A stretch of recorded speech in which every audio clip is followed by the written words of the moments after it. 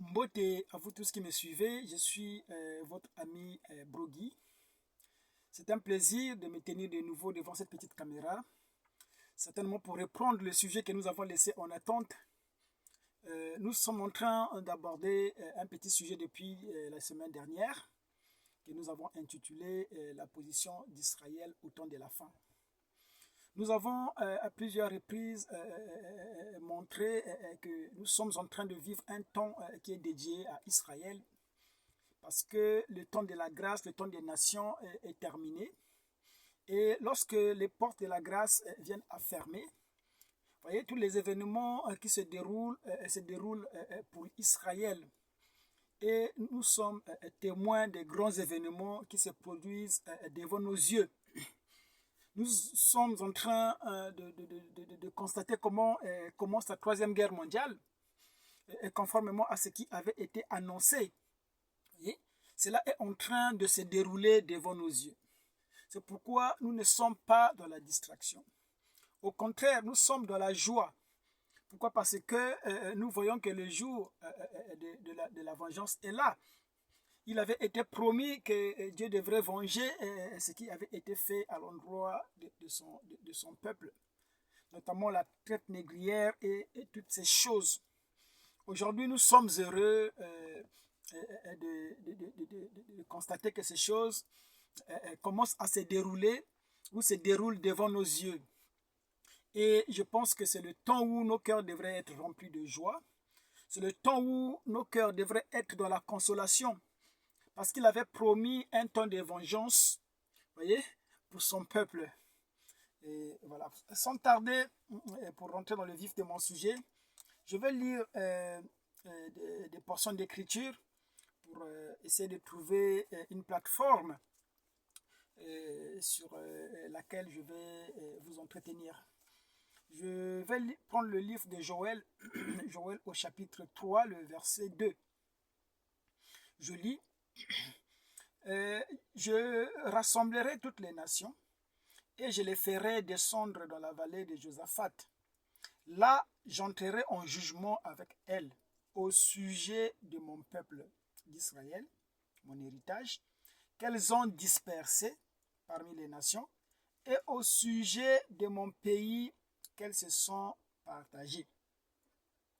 Cette écriture, Joël nous dit que le temps viendra où il rassemblera les nations dans la vallée de Josaphat. Lorsque vous allez sur les plateformes où vous interrogez l'IA, l'intelligence artificielle, notamment ChatGPT, vous tapez la vallée de Josaphat, cela vous ramène directement en Israël actuel, en Palestine. C'est là où se trouve la vallée de Josaphat. Et la prophétie de Joël disait qu'il devait rassembler les nations dans cette vallée de Josaphat. C'est là où il apportera la vengeance. Voyez? Donc lorsque nous voyons les nations, voyez-vous, se rassembler dans la vallée de Josaphat, nous voyons Édom d'un côté, avec tout le peuple influencé par sa culture notamment. Voyez-vous, les États-Unis, le Canada, tous ces pays de l'OTAN, s'est précipité dans la vallée de Josaphat. Voyez-vous, de l'autre côté, nous voyons les Médo-Perses aussi, qui forment un bloc avec la Russie et la Chine. Voyez, nous comprenons par là que le jour de la vengeance du peuple Congo est arrivé. Nous comprenons par là que Israël doit être vengé. Nous lirons une autre portion de l'écriture. Nous irons dans Ésaïe 61, verset 1. Je crois que cette écriture nous est familière. Il dit, l'Esprit du Seigneur, l'Éternel, est sur moi, car l'Éternel m'a oint pour porter de bonnes nouvelles aux malheureux. Il m'a envoyé pour guérir ceux qui ont le cœur brisé, pour proclamer aux captifs la liberté et aux prisonniers la délivrance, pour publier une année de grâce de l'Éternel et un jour de vengeance de notre Dieu. Donc, Ésaïe, ici, 61, il dit, nous parle de l'année de liberté Et nous avons montré à plusieurs reprises que cette année fut introduite par le Messie. Parce que le Messie lui-même aussi, en entrant ce jour-là dans le temple, alors qu'on lui a remis le rouleau, il a lu cette portion de l'Écriture. Il dit, l'Esprit du Seigneur m'a oint. Et il dit, pour proclamer une année de liberté, annoncer de bonnes nouvelles aux malheureux, guérir les malades et toutes ces choses. Vous voyez, il s'est arrêté là. Mais le verset va plus loin, notamment cette partie que nous venons de dire. Il dit, pour publier une année de grâce de l'Éternel et un jour de vengeance. Or, le jour de vengeance n'avait jamais été introduit. Quand Jésus a lu cette portion de l'Écriture, il s'est arrêté exactement sous l'année de vengeance, parce que c'est la partie que lui devrait introduire, sachant que l'année de vengeance devrait intervenir au jour du jugement. Et ce jour du jugement, c'est le jour ici que Joël avait prophétisé, que l'Éternel rassemblera toutes les nations dans la vallée de Josaphat, et c'est là où il va apporter le jugement. C'est là où il va venger Israël. Il va détruire les nations pour deux raisons. Il dit pour avoir vendu, dispersé son peuple. Et vous savez que s'il y a un peuple qui avait été dispersé, nous avons dit que c'est le peuple noir. Parce que toutes les attributs du peuple d'Israël dans la Bible se rapportent à un peuple. Et ce peuple-là n'est autre que le peuple noir. C'est ce peuple qui avait été dispersé. Et notamment, il va les juger, il va se venger d'avoir partagé son pays. Et nous savons que le grand pays que Dieu avait donné à Abraham, nous l'avions lu dans le livre de la Genèse, où il montrait à Abraham le pays. Il dit que ton pays partira du fleuve Nil jusqu'à Euphrate. Et nous savons que le fleuve Nil prend sa source en Afrique centrale. Et ce pays-là devait partir de l'Afrique centrale jusque sur le fleuve Euphrate en Irak. Voyez, toute cette partie de la Mésopotamie, voyez-vous, jusqu'en Afrique centrale, c'est ça qui forme le pays de l'Éternel.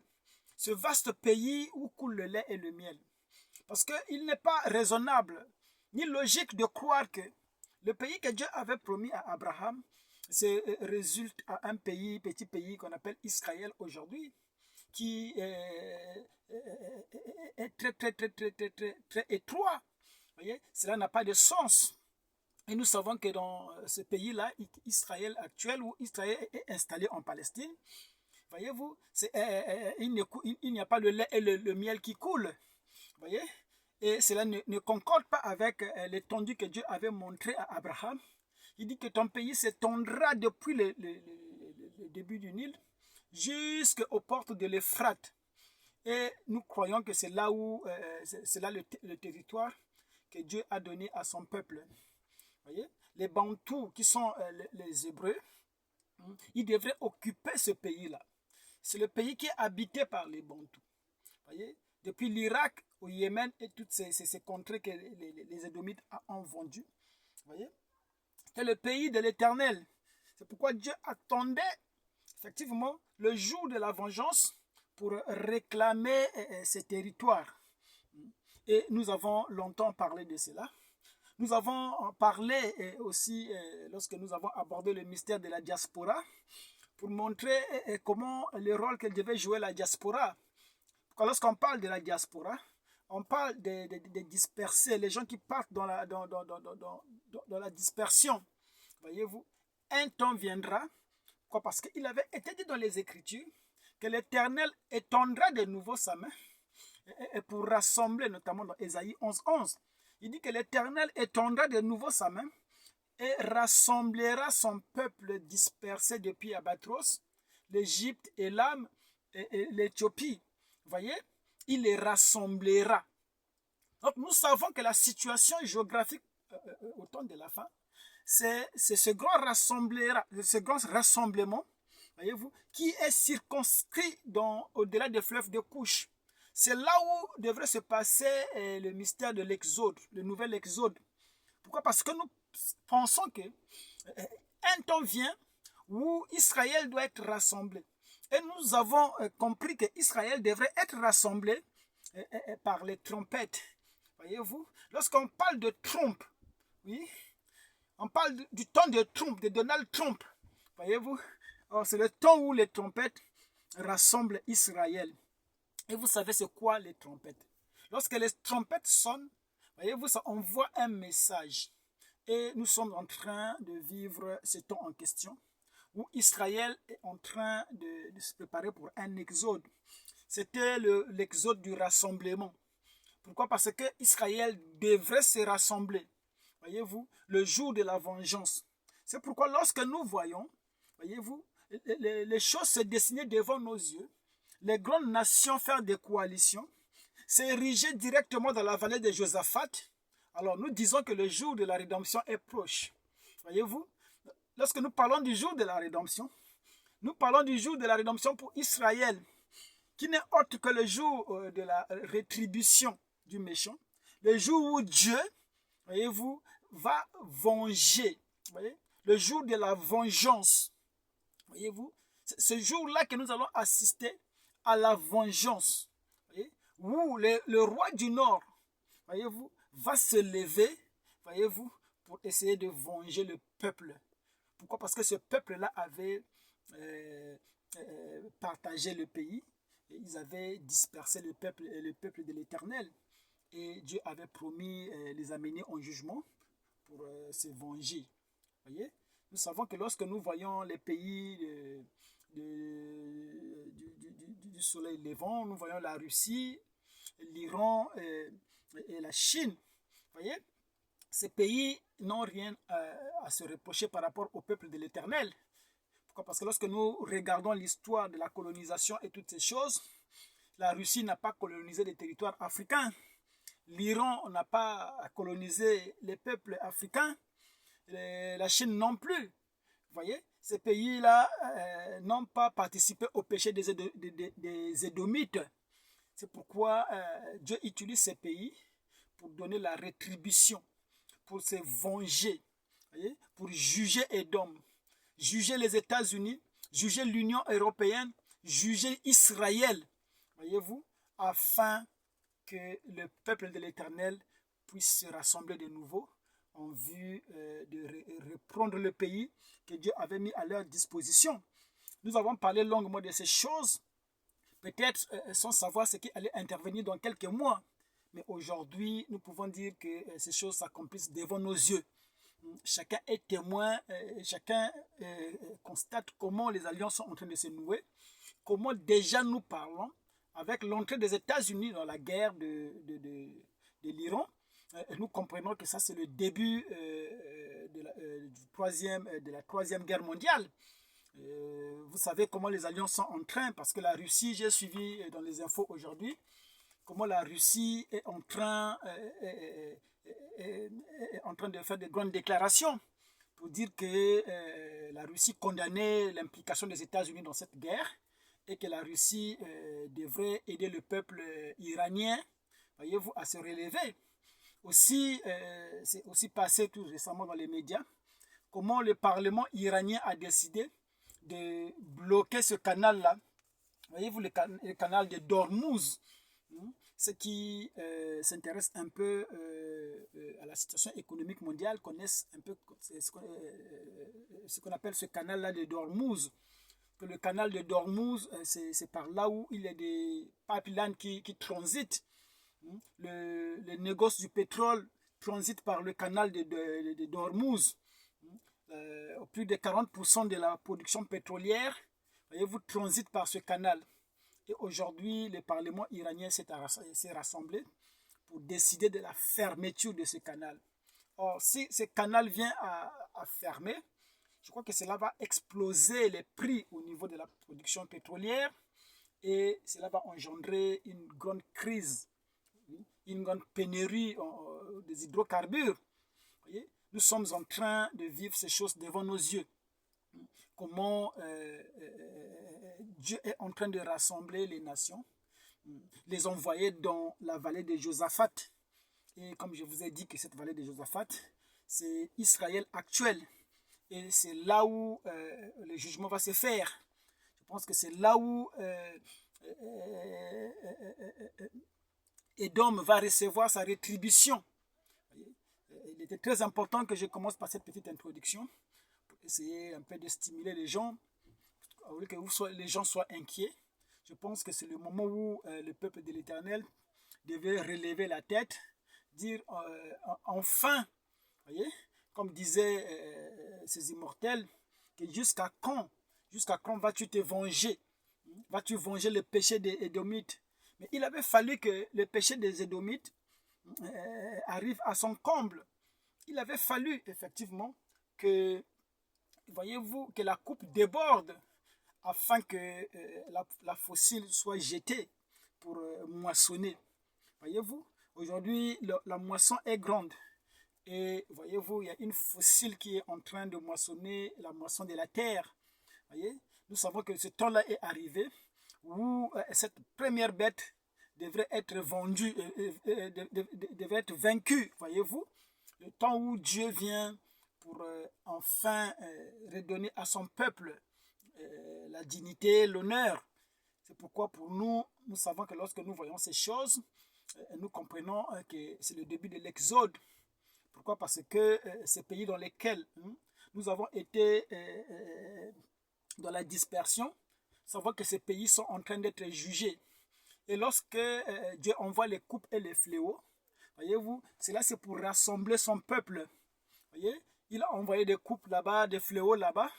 C'était pour que le peuple soit rassemblé à Goshen. Et nous savons que Goshen, c'est le Ntsiyami. Et Ntsiyami, qui veut dire ma terre à moi, c'est ce pays-là qu'il avait donné à Abraham, que nous avons délimité depuis le Nil, le grand fleuve du Nil, jusqu'à la porte de l'Euphrate.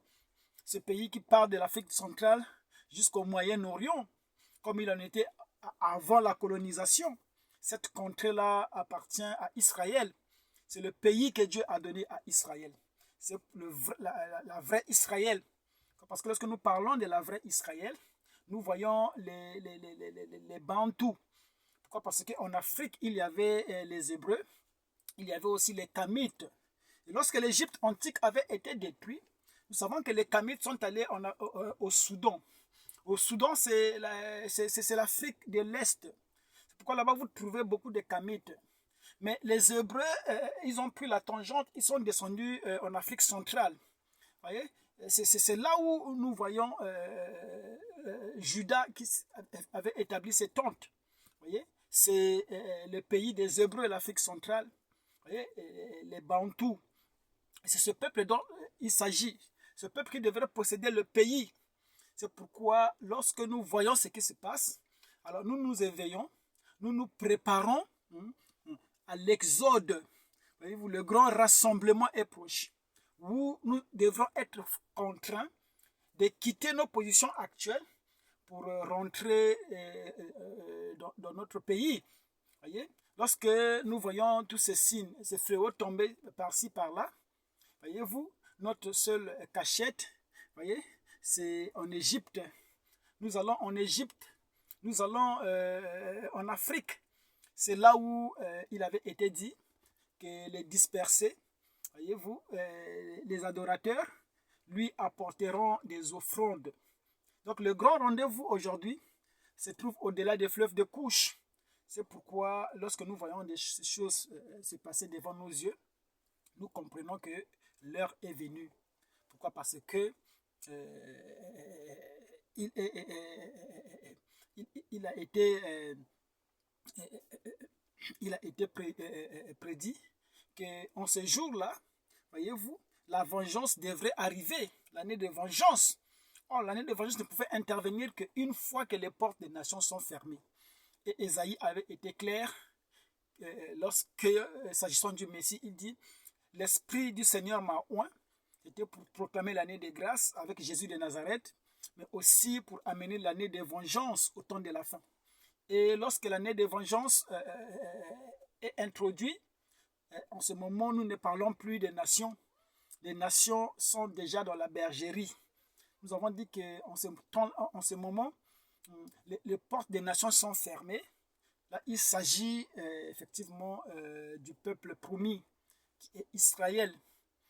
C'est ce peuple-là sur lequel la ville est basée, voyez-vous. Ce peuple-là qui constitue le fondement de la ville. Ce peuple qui avait 12 portes, qui se rattachent aux 12 tribus d'Israël, voyez, qui constitue le fondement effectivement de la ville. C'est ce qu'on appelle le Ntsiyami, voyez, le Sion, voyez, le mystère de Sion. Nous sommes vraiment heureux. Je voulais faire cette petite vidéo pour essayer de commenter ce grand événement qui se passe devant nos yeux, alors que notre attention est focalisée sur ce qui se passe. Et nous savons que lorsque vous voyez ces signes-là, les gens spirituels, notamment l'épouse, parce que l'épouse a l'interprétation de tout ce qui se passe. Nous savons que les événements modernes sont rendus clairs par la prophétie. Lorsque nous lisons les livres, voyez-vous, notamment le livre des Maccabées, nous voyons comment les enfants des Maccabées reviennent pour rebâtir sous les combles, voyez-vous. Ils reviennent pour rebâtir le pays. Or, il avait été dit qu'une fois que Édom sera jugé, nous rebâtirons sur les ruines. Et ces ruines-là, c'est le pays que Dieu avait donné à Abraham, que Dieu redonne à son peuple. Pourquoi? Parce que son peuple avait été humilié. Nous sommes réellement arrivés à ce point culminant. Nous avons présenté cette chose sous plusieurs facettes afin de montrer comment les Écritures sont en train de s'accomplir aujourd'hui. C'est pourquoi notre attention n'est plus dans tout ce qui est religion. Aujourd'hui, la religion est arrivée à la fin. Aujourd'hui, nous sommes rentrés dans ce qu'on appelle la spiritualité. La vraie spiritualité hébreu ou la vraie spiritualité Congo. Voyez-vous, c'est dans cela que nous nous sommes réfugiés. Nous avons montré ce mystère lorsque nous avions parlé des besoins. Pourquoi? Parce que Israël se base sur ces deux piliers-là. Il avait fallu Élie et Moïse, voyez-vous, pour stimuler Israël. Israël a deux ailes. C'est l'aile des prophètes et l'aile de la loi. Et lorsque cela est restauré pour Israël, Israël rentre dans l'exode du temps de la fin. Ce qui est le grand rassemblement dont il avait été dit, que l'Éternel étendra de nouveau sa main pour rassembler son peuple des extrémités de la terre. Vous avez été dispersés aux quatre coins de la terre. Tous les Hébreux qui sont allés dans les îles de la mer, voyez-vous, ils devraient tous, voyez-vous, faire un exode vers la terre qui avait été donnée pour Abraham. C'est là où le grand rassemblement se fait en ce temps de la fin. Et toutes ces choses se passent parce que nous croyons à la fin de la dispensation des nations.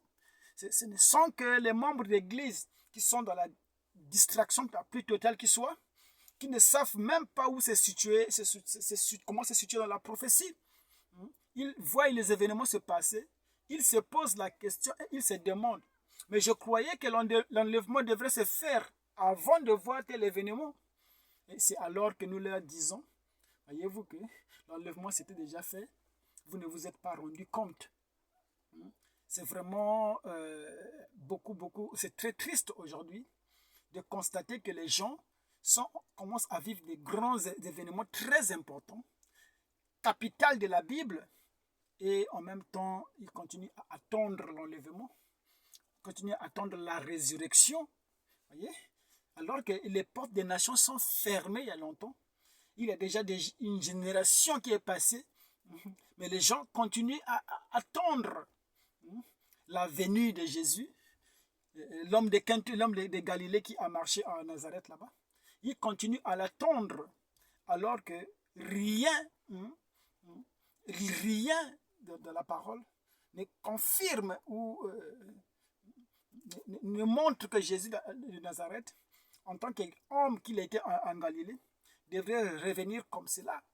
Voyez? Mais les gens continuent à attendre. Ils ne veulent pas, voyez-vous, entrer dans la révélation. C'est pourquoi nous sommes si heureux de toujours faire l'apologie des sceaux. Pourquoi? Parce que au dos du livre, il est question de tout ce que nous vivons aujourd'hui. Les sceaux, lorsqu'ils sont révélés, voyez-vous, le plan de la rédemption est expliqué. Nous comprenons exact et effectivement chaque événement. Nous le mettons dans son contexte. Pourquoi? Parce que nous avons le plan. Une fois le plan de la rédemption révélé, le plan qui était contenu dans le sceau, alors nous savons maintenant mettre chaque événement à sa place. Et là, je voulais vraiment faire ce petit message pour essayer de stimuler le peuple, voyez, pour que les gens soient en état d'alerte.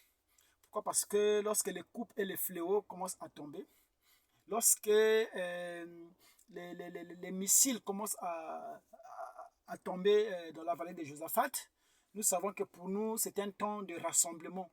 C'est ce temps-là, effectivement, que nous devrions nous apprêter pour la terre promise. Et notre terre promise, c'est ce que nous avons abordé dans le mystère de la diaspora. Voyez? Et lorsque nous parlions effectivement du témoin que nous avons reçu et qui devrait être donné à Israël, c'est un temps glorieux. Et ce n'est pas un temps de tristesse aujourd'hui, c'est un temps de joie pour le peuple.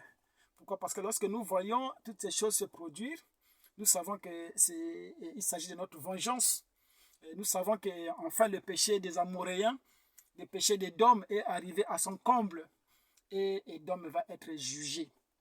Nous croyons que Israël, qui attaque l'Iran, va recevoir effectivement sa dose.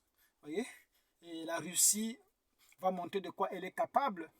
Et je suis très heureux de constater qu'il y a des alliances qui se nouent, des grandes puissances nucléaires qui se prononcent pour l'Iran. Et je vous annonce que cette guerre d'Iran contre Israël, voyez-vous, ce n'est pas une guerre qui va durer une semaine. Ce n'est pas une guerre qui va durer des jours. Je crois qu'ils vont se battre jusqu'à l'épuisement. Ils vont s'autodétruire. Voyez-vous, ils vont effectivement recevoir la rétribution. Ça, c'est la guerre de l'Éternel. C'est pourquoi il rassemble les nations dans cette vallée. Voyez-vous, c'est là où, par la Troisième Guerre mondiale, et ces choses-là ne sont pas une prophétie pour nous. C'est vraiment de l'actualité. Et nous sommes si heureux de vivre ces choses. Merci, c'était Brogui. Voilà, je voulais faire ce petit flash d'infos pour essayer de stimuler les choses par rapport à l'actualité. Nous reviendrons pour essayer de continuer notre sujet de la dernière fois, la position d'Israël au temps de la fin. Nous savons qu'Israël, au temps de la fin, c'est un peuple qui était dispersé au-delà des fleuves de Couche. Et c'est là où ils vont être rassemblés de nouveau. Et pour que Israël arrive à se rassembler, il avait fallu que les fléaux, les coupes et les trompettes, voyez-vous, entrent en scène pour permettre cet exode. C'est pourquoi nous sommes en train de rentrer dans un exode qui concerne le peuple. Pourquoi? Parce que nous vivons aujourd'hui la dispensation d'Israël, où les choses qui sont arrivées aujourd'hui ne concernent plus l'épouse des nations, ou ne concernent plus l'église des nations, mais concernent plutôt Israël. C'est le mystère d'Entsiami, voyez-vous, de ma terre. Merci beaucoup, c'était Brogui.